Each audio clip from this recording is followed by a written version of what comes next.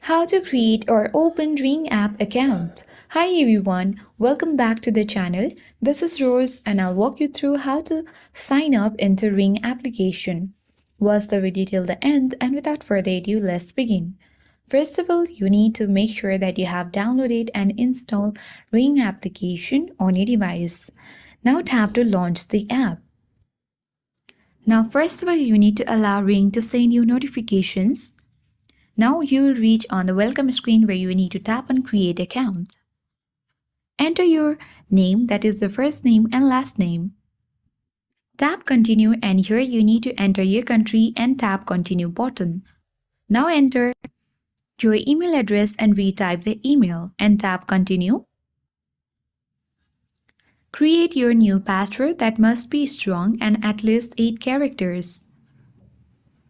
Now you need to check your email to continue. Now tap on verify now button.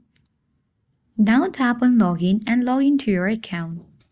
And with this, you will successfully create or sign up into Ring.